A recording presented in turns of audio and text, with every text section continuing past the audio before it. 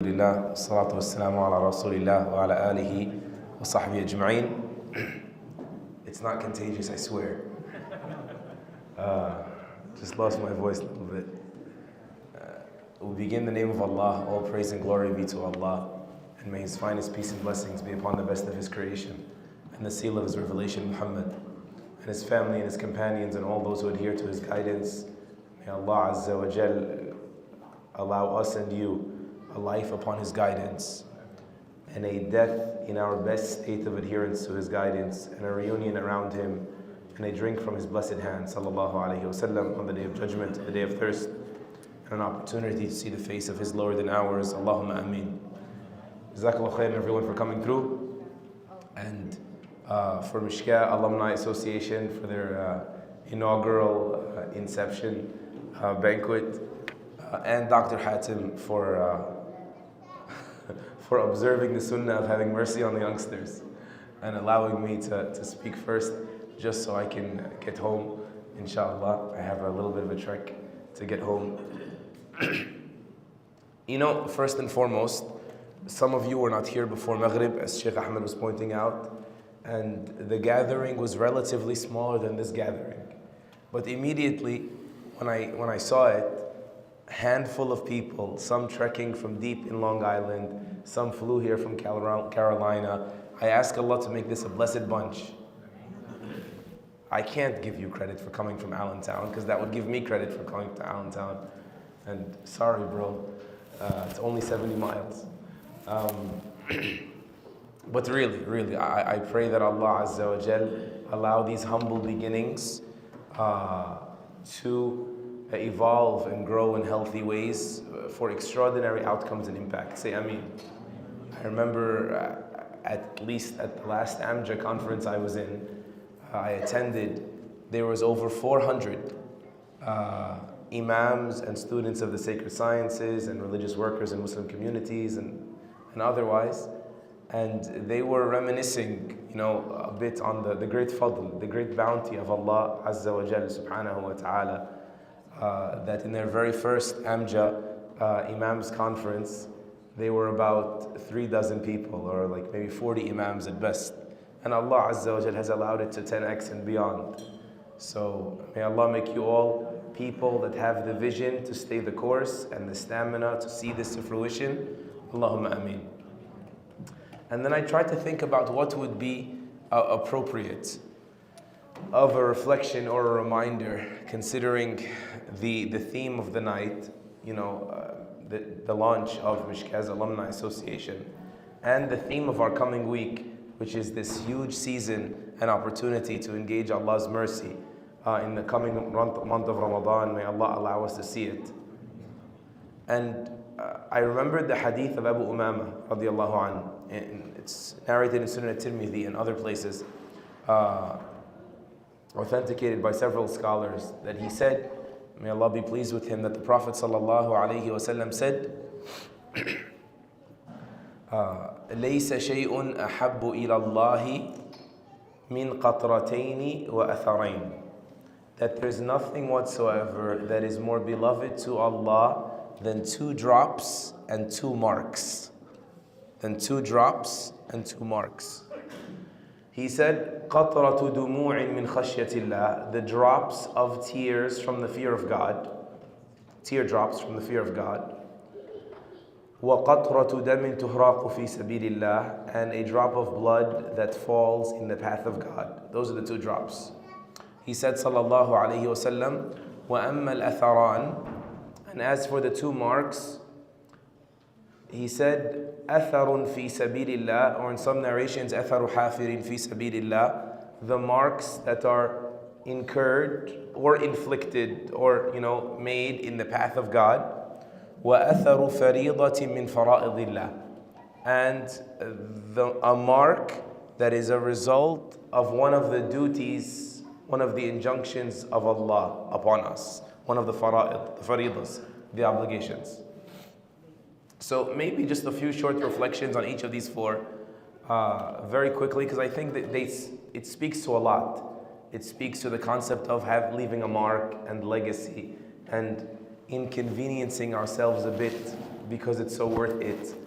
But also at the same time, heightening our devotional states and upping our relationship at heart with Allah subhanahu wa ta'ala with this coming season of ibadah.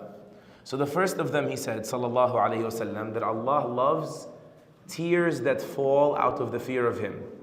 Okay? And the early Muslims were always very keen on sort of not giving themselves a pass. That, like, just because I felt emotional doesn't necessarily mean I'm a pious person. Even I remember reading, it was just horribly depressing for a second, that Sahl al-Tustari, Sahl ibn Abdullah al-Tustari, rahimahullah, when he read the ayah in Surah Yusuf, when Allah Azza wa Jal says, فَجَاءُوا أَبَاهُمْ عِشَاءً يَبْكُونَ, that they came back to their dad at night crying. Of course, his reflections in his tafsir are usually tazkiyah, usually related to spiritual refinement, right? So he said, and this ayah is proof that when a person becomes fully corrupt, they can cry on cue. I was like, so crying could sometimes be a sign of piety, but it also could be a sign of just, tricking others or even tricking yourself. Right? Sedate your conscience or whatever it is. There are people that cry in different houses of worship on different days of the week, and they just go on with life after that, right? It's sort of like just a conscience cleanse, and you keep it moving. And that is why Muhammad ibn Wasi' rahimahullah, he used to say, ليس الخائف من بكى وعصر عينيه ولكن الخائف من ترك ما يخاف أن يعذب عليه. That the person who really fears God, the really pious person, is not really the person who cries and like squeezes every last tear out of their eye. But the pious person is the one that gives up the things that they fear they'll be punished because of, right? Ibn Ata, one of the great scholars at Secondary rahimahullah, he used to have like it's going to sound horrible in English, but it really is so profound. He used to say, لا تزكين واردا لا تعلم ثمرته. Don't ever sort of like give yourself a pass or like vouch for like a spiritual experience that comes your way unless you see the outcome of it, until you see the outcome of it. And so he used to say that فَلَيْسَ الْمَقْصُودُ مِنَ السَّحَابَةِ الْإِمْطَارِ وَإِنَّمَا الْمَقْصُودُ مِنْهَا الْإِثْمَارِ. So you could just tell that it's sort of the pattern in the sounds, right? Phonetically speaking. He says, because the point of the cloud is not to give you rain. The point of the cloud is to produce something out of the earth, right? And so that's the idea, that you want to become soft-hearted, figure out all the ways to become soft-hearted, but at the same time, look at the fruits of this. This is how you will higher your likelihood of having that tear that Allah loves so much, that's truly out of the fear of Him. And that's why Sufyan, rahimahullah, and you got to be careful, like don't ruin your deen or like your spiritual fulfillment in this deen by being too self-critical, right? But just don't automatically say, I'm amazing. That's the idea, right? Sufyan used to say that there's 10 different types of crying, and only one of them is for Allah. Like 10% of the times you cry, it's for Allah, he used to say. And if that one time comes once a year, it's pretty good. May Allah grant us all soft hearts and eyes that cry for the right reasons. Allahumma ameen. But the point is, it's a treasure. That's why they're all investigating. They're all being like real scrutinizing about it, because this one could make all the difference, right? You know the hadith of, he remembered Allah in private, and so his eye flowed. So he's spared of the day of horror because of that, right? Or remembered Allah alone. There's two different interpretations of the hadith. So that's the first drop. The drop from the fear of Allah, the teardrop. The other one is qatratu damin tuhraqu fi sabilillah, and a drop of blood. I mean, is there any bigger sacrifice than this? Than you lay your life down, in a just war to please Allah, to show Him that He deserved all this and more. And so, if someone were to drop bleed for the sake of Allah Azza wa Jal, Allah subhanahu wa ta'ala loves that drop so much that hadith say what? That He is forgiven before his blood hits the ground. It wipes away everything, those drops. But to speed along to the next one, for perhaps something that is more actionable for many of us, more relevant as well. He says, as for the 2 marks, he says, atharun fi sabilillah, a mark, some sort of impact that you make in the path of Allah Azza wa Jal. And that generally the scholars understood it to mean jihad, right? But at the same time, like, Allah is extremely generous and He's most kind. And so you should widen your conceptualization of jihad, right? The jihad of da'wah, the jihad of knowledge, the jihad of service, these are all really forms of jihad. They really are. And they can actually be extremely big sacrifices.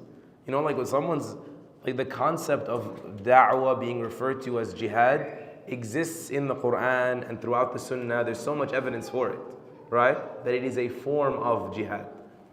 And so to impact someone with the jihad that you perform against yourself and the pushback that you exert against so much confusion out there or so much misguidance out there, it comes at a huge cost, right?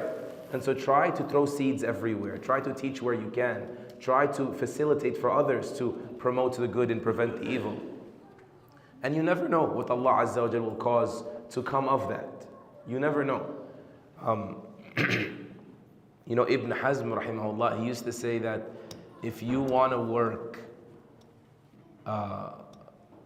in the jihad of da'wah, essentially, he says you got to donate half of your reputation for the sake of Allah. Because you can't deal with all these different people, all these different faces, all these different personalities, all these different needs, and still be worrying about who said what about you, right? You just got to donate half of your not your dignity, but your reputation to be able to serve. It's a sacrifice. You gotta act like it's Eid al-Adha and slaughter your ego big time, right? And present that for the sake of Allah Azza wa Jal to be able to have an impact. You have to sacrifice time, you have to sacrifice money, but you don't know what Allah will cause little you to produce if you are like that. You're bent on that lifelong jihad. Sometimes living that jihad is harder than the jihad of the battlefield, right? Don't some scholars say that, like, dying for the sake of Allah without taking anything away from it, of course, is more difficult than it sometimes is actually living for the sake of Allah subhanahu wa ta'ala. And Allah loves that, to see you living, mobilizing all you can and all you have towards His pleasure long term. I'm a big fan of Dr. Abdul Rahman al-Sumayt rahimahullah. Who knows who that is? Anybody? Dr. Abdul Rahman al-Sumayt. Where's my jacket? I have a jacket here somewhere. That's the jacket. Someone, I got it. Don't worry, cordless mics exist for a reason. I just want to grab my phone. I want to read to you guys something real quick, and I'll be on my way out. Appreciate you, brother. Jazakallah khair. I just shared this with my high schoolers the other day, so it's handy. So Dr. Abdul Rahman al-Sumayt was a Kuwaiti physician, by the way, right? Who sacrificed the last 29 years of his life in all over sub-Saharan Africa. Okay? Relief work, da'wah work. He would come home in the summer to see his family. Sometimes he'd bring his family with him, along with him back to Africa. And he'd just spend 2 months at home with family and also like fundraising, speaking to like philanthropists and otherwise to fund the projects over there. 29 years into it, just keep pushing, right? Let me read to you some of his accolades, rahimahullah ta'ala. He died in 2013, by the way.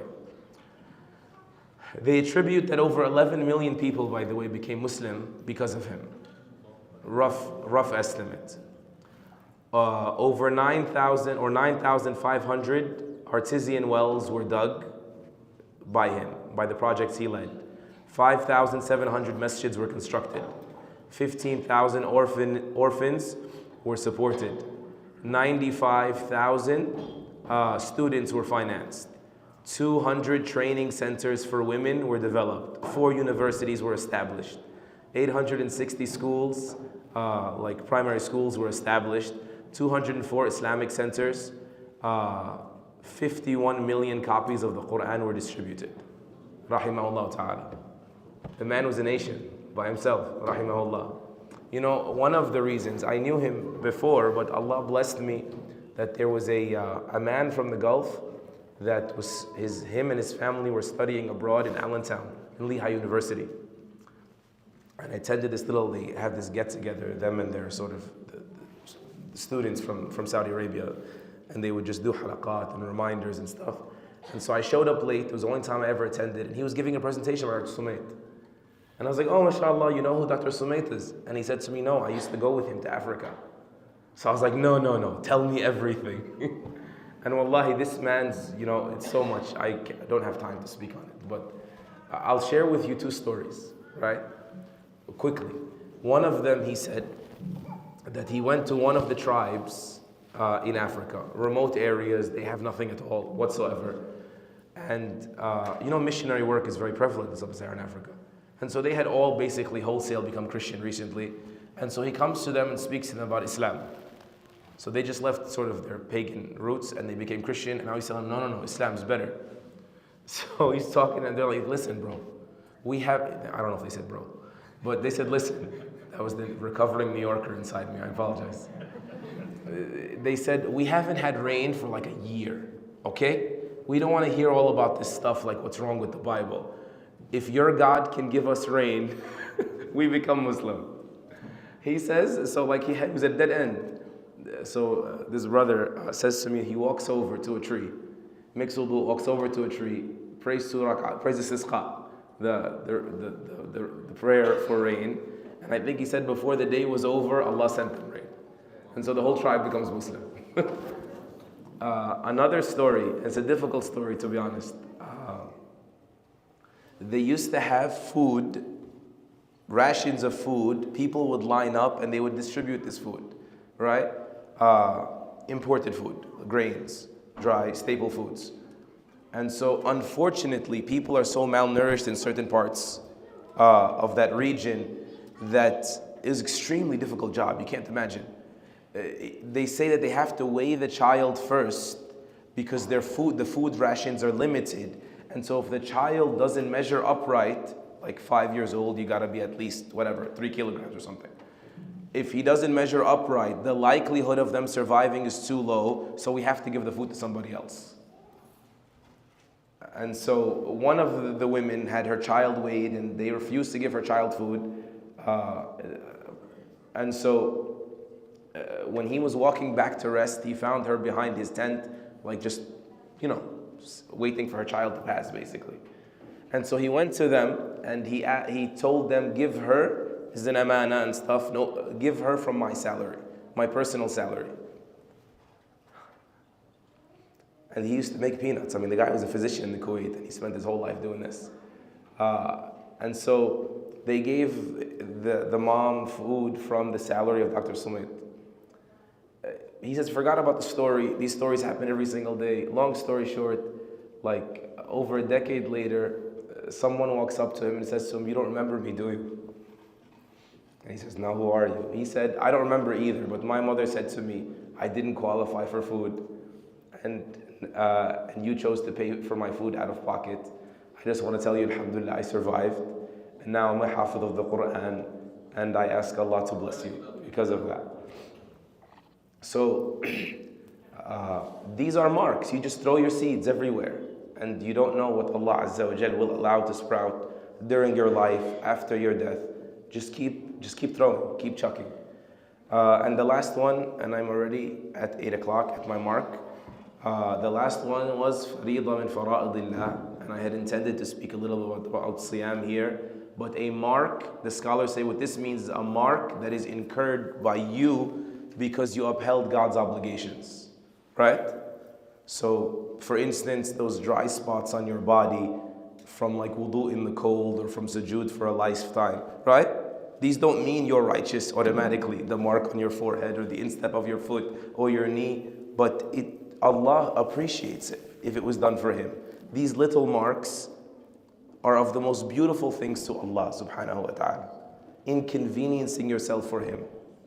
And perhaps also what is meant here is that the mark of the fasting person, which is what? What's the mark of the fasting person? The odor by which they're recognized. Because marks are not only physical marks, they're even the footprints sometimes that you leave on the ground, like Allah mentioned Surah Yasin. Atharahum means their footprints according to the Mufassirin. And so every inconvenience you stumble into for upholding one of the duties of Allah, whether it's an individual duty or a fardu kifa'i, a collective duty that we have, these are of the most beloved things to Allah. So appreciate them and feel privileged that Allah allowed that to happen to you or by you. May Allah Azza wa Jal permit for all of us to leave a mark of positivity, sincerely for His sake, on this world before we leave it, and accept from us all. Allahumma ameen. Wa sallallahu wa sallam wa baraka ala nabiyyina Muhammad wa ala alihi wa sahbihi ajma'in. Jazakallahu khairan.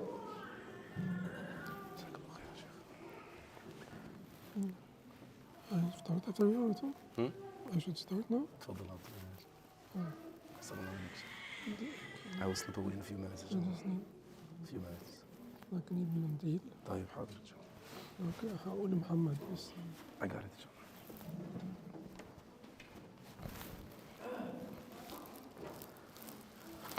السلام عليكم شيخ. الشيخ needs a napkin. Oh sure. Go get it for me إن شاء الله.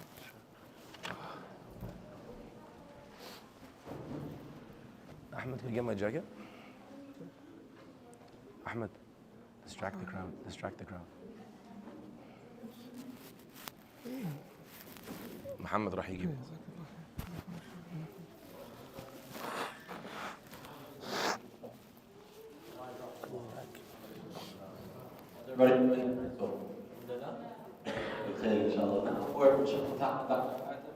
We'll continue the evening, inshallah.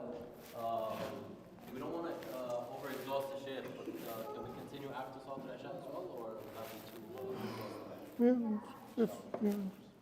We're going to continue here until Salat al-Isha. We're going to go break, and return back to the Ta'ala probably for some additional words, maybe a Q&A after that with the Ta'ala. No, it would be Q&A only, because we're not going to split the launch. Oh my God. بسم الله الحمد لله والصلاة والسلام على رسول الله وعلى آله وصحبه ومن والاه ثم أما بعد. To proceed.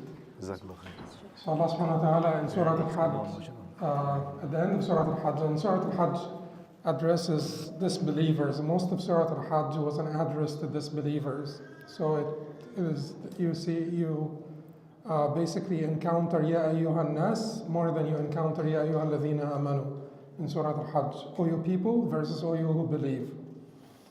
But the last few verses of Surah al-Hajj were addressing believers. So after a long address for the unbelievers, Allah now is addressing the believers. One of the things that you could basically extract from this is that it is important to correct your faith first before you perform your good deeds or you seek self-refinement, self-improvement, and spiritual ascension. So it is important that one corrects their faith and that one devotes themselves to the true God, the creator of this universe, because excelling in the wrong direction is not good. You may need to make basically a U-turn, and you may need to travel longer to come back from where you are. But then Allah subhanahu wa ta'ala talks about the believers, or addresses the believers, and says, Ya ayyuhalladhina amanu arka'u wasjudu wa'budu rabbakum waf'alu al-khayr la'allakum tuflihun. O you who believed, arka'u, that's bow, and ruku' and salah, and prostrate, bow and prostrate, pray. And this is basically a reference to all of the ritual acts of worship. And then Allah subhanahu wa ta'ala said, وَعْبُدُوا رَبَّكُمْ, and worship your Lord. Well, isn't the salah worship? It is. But there are two important points to learn here from this. One is the importance of salah. Two, there is a wider concept of worship that is wider than the ritual acts of worship. There is a much wider concept of worship. So اركعوا واسجدوا واعبدوا ربكم. And then Allah says وَافْعَلُوا الْخَيْرَ لَعَلَّكُمْ تُفْلِحُونَ, and do good that you may prosper. And do good that you may prosper, which is an extremely important aspect of our religion, that you're basically your entire life should be dedicated to Allah subhanahu wa ta'ala, should be dedicated to God, should be dedicated to the good, the ultimate good, and the ultimate good is God.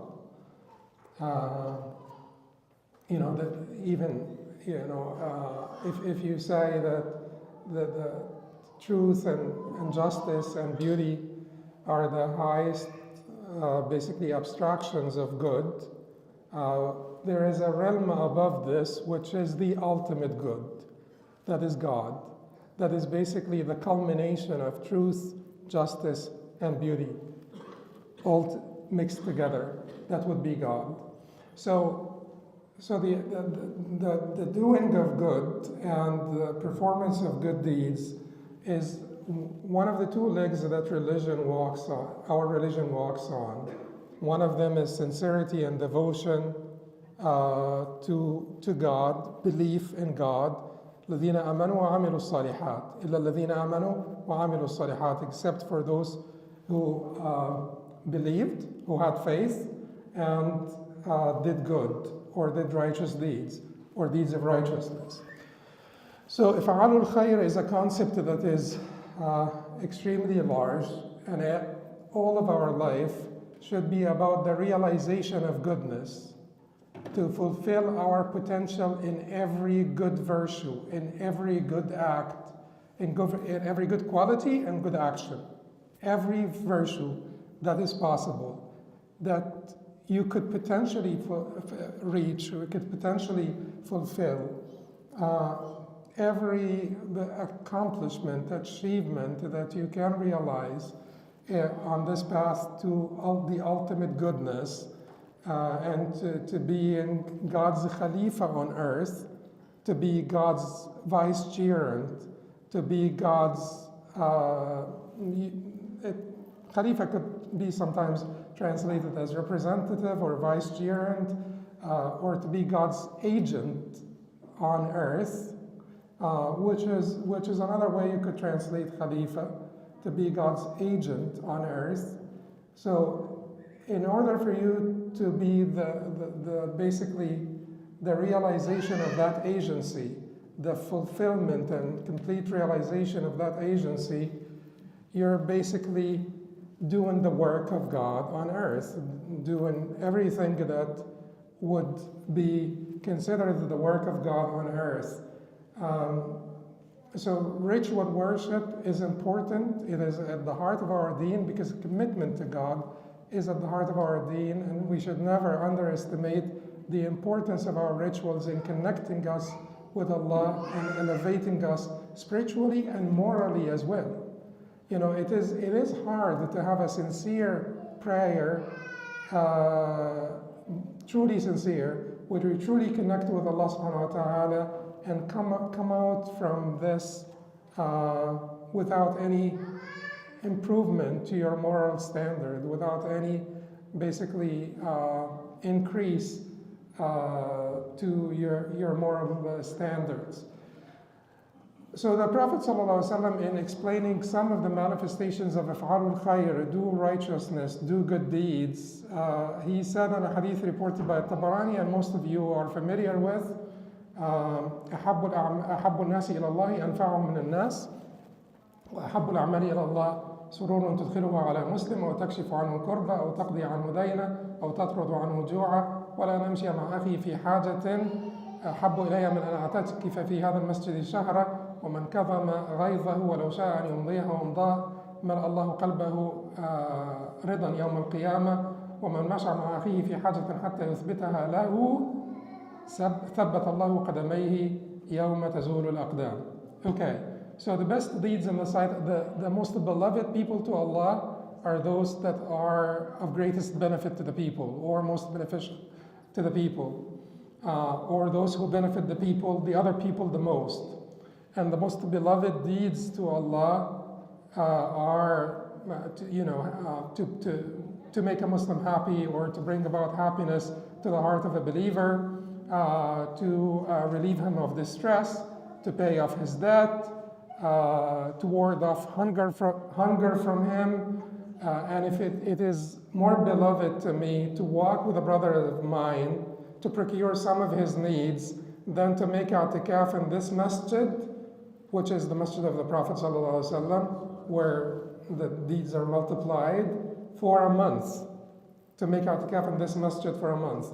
And whoever suppresses his anger while being capable of retaliation or being capable of releasing his anger, venting, whoever suppresses his anger while being capable of venting and retaliating, Allah will fill his heart with contentment on the day of resurrection. And whoever walks with a brother of his, a sister of his, it says the same thing, whoever walks with a brother of his to procure some of his needs until he fulfills it for them, or until it is fulfilled, Allah will make his feet stable on the day when the feet will be slipping.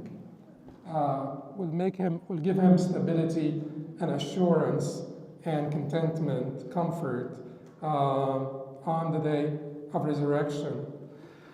So one of the things that are interesting in this hadith, are very interesting in this hadith, is that the Prophet ﷺ was talking about many good deeds. Most of us get the gist of the hadith. Most of us had heard of this hadith before, understand that this hadith, that acts that will be of benefit for others may be superior than acts that will be of benefit only for the self. This does not mean that working in the basically soup kitchen is always superior than praying the qiyam. It doesn't mean that. But it does mean that if they are all equal in all respects, in all other respects, an act that will be of benefit for others will be superior than an act that will be of benefit only for the self. So that's the gist of the hadith, or the concept that the hadith is trying to teach us. But then in the middle of this, the Prophet ﷺ says, وَمَنْ كَظَمَ غَيْظَهُ وَلَوْ شَاءَ أَنْ يُمْضِيَهُ أَمْضَاهُ مَلَأَ اللَّهُ قَلْبَهُ رِضًا يَوْمَ الْقِيَامَةِ. And whoever suppresses his anger while being capable of venting or retaliating, Allah will fill his heart with contentment and assurance on the day of resurrection. And, what do you think of this particular addition? This addition came after two sentences that are of very comparable meaning, where the Prophet ﷺ said, if I walking with a brother of mine to procure some of his needs is more beloved to me than making i'tikaf in this masjid for a month. And then this was inserted, وَمَنْ كَظَمَ غَيْظَهُ وَلَوْ شَاءَ أَنْ يُمْضِيَهُ أَمْضَاهُ مَلَأَ اللَّهُ قَلْبَهُ رِضًا يَوْمَ الْقِيَامَةِ. And whoever suppresses his rage and while being capable of venting, Allah will fill his heart with contentment on the day of resurrection.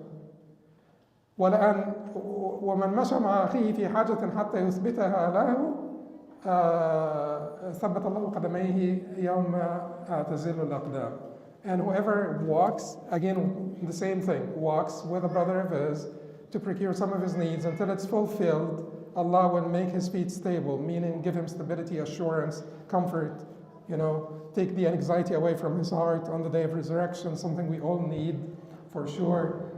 Allah will fill his heart with contentment, and then Allah will make his feet stable.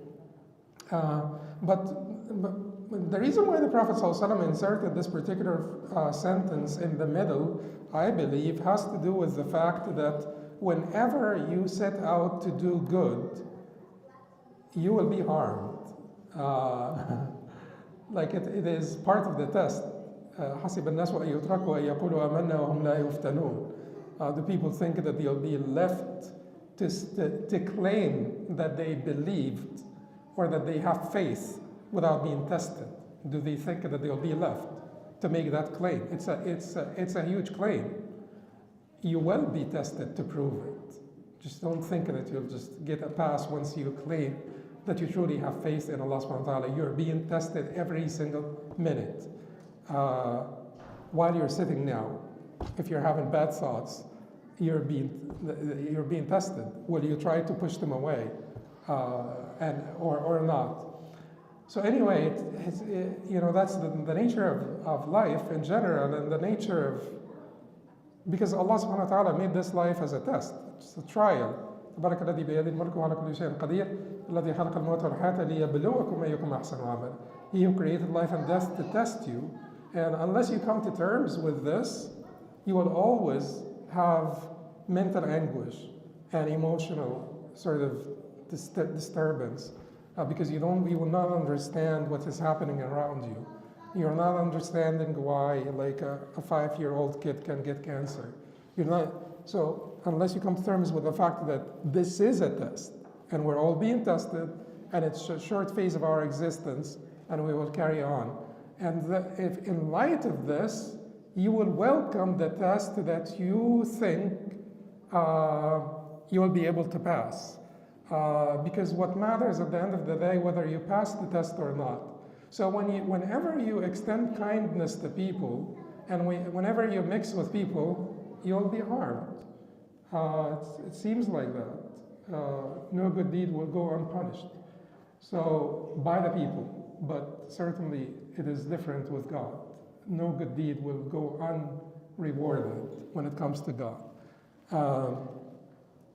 So the Prophet ﷺ is saying here that despite the fact that you'll be harmed, despite all the annoyance, because if you set out to do anything good, to work with the people, to work with the community, to have any leading position in any organization, in any masjid, think tank, relief organization, this, that, be bothered, annoyed, hurt, harmed, sometimes severely. But then, if you're doing this for the sake of everybody else on the team, or the sake of the organization, or any sake short of the sake of God, you will not endure patiently, and you will not stay the course, because it will be extremely hard to stay the course, to continue to do kindness and receive,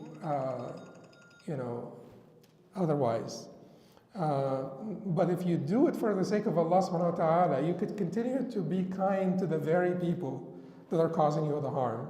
That is why the Prophet ﷺ said to Uqba ibn Amir, Sil man qata'ak, join those who cut you off, wa'ati man haramak, and give to those who withhold from you, or who are miserly with you, wa'afu amman zalamak, and forgive those who transgress you. It is extremely hard,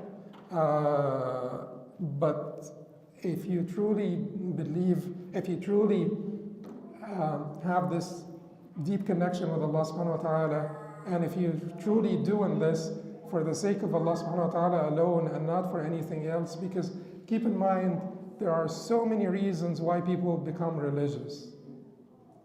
So many people, why people are religious or become religious. One of them is the pleasure of God. But وَمَا يُؤْمِنُ أَكْثَرُهُم بِاللَّهِ إِلَّا وَهُم مُشْرِكُونَ. Most of them will not have faith in God except while having some shirk with it as well. So religion sometimes could be for the emotional bond, or the social, connections, and the sense of belonging, allegiance, and so on and so forth. It is okay, basically, to cater to this need, to this human need, and we need to make sure that we have a good support system for all Muslims so that they don't feel abandoned, neglected, etc. It is okay to work on this, basically, as community leaders. It is not good for the person to stay there. You know, this is faith by association. Neither faith by association nor faith by persuasion, which is certainly higher than faith by association, is the ultimate faith. It's faith, the experiential faith, where you can taste the sweetness of faith, is the ultimate type of faith that we should be all seeking. But you will find this and you will taste it when you really have the commitment and the patience to stay the course despite all the hardships that you encounter in that course or on that trajectory. So I ask Allah subhanahu wa ta'ala to make us of those who seek His pleasure by all of our endeavors and through all of our endeavors, and to make our intentions pure for His sake, and to also unite our hearts and reconcile between our hearts, because many times one of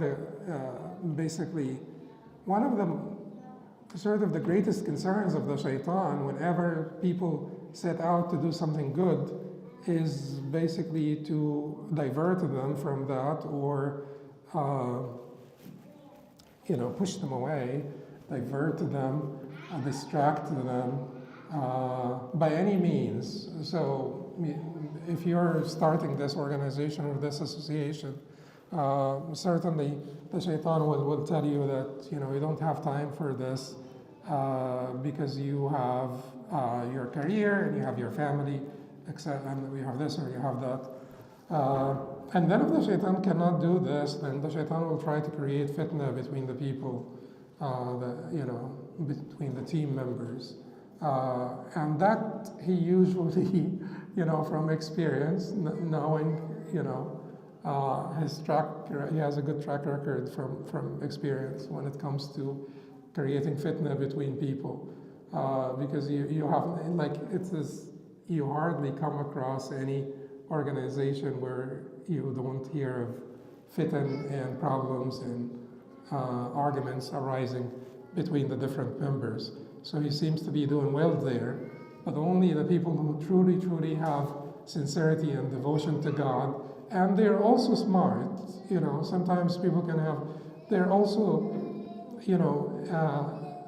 learned to some extent and smart to not allow the shaitan to basically make fools out of them, which he does to many of us, and basically destroys many of our organizations and many of these endeavors through his fitan and whisperings. So just make sure that your hearts are united, and whenever something arises between you, just make sure that you're open and transparent about them. Talk about them. Be transparent. Transparency is a great value. It is a great Islamic value.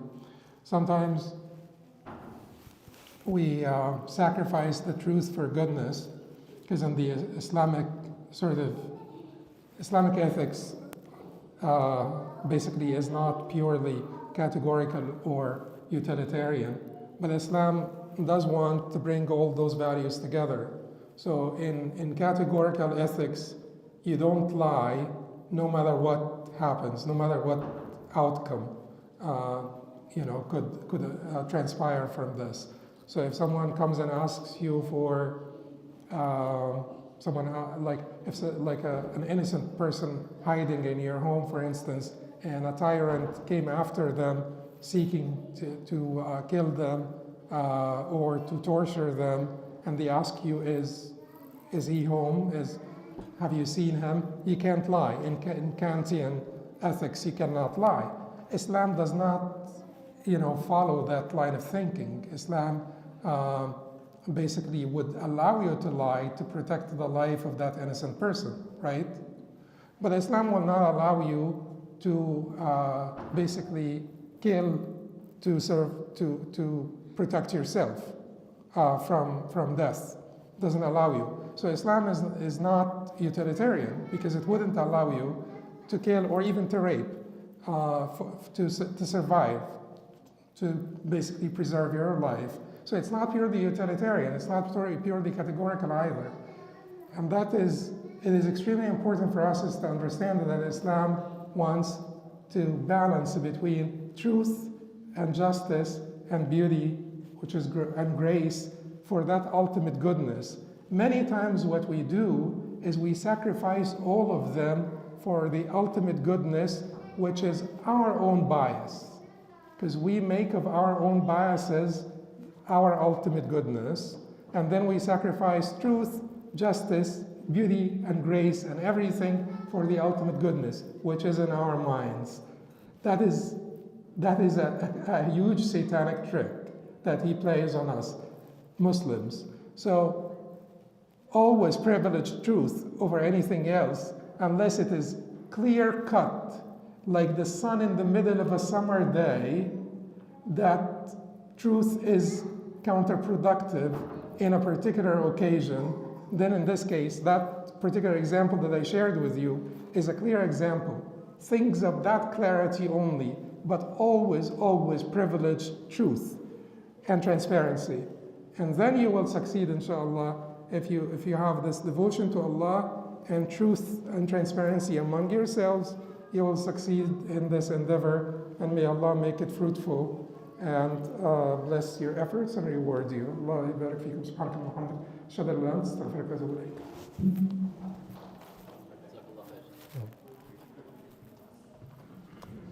Salli.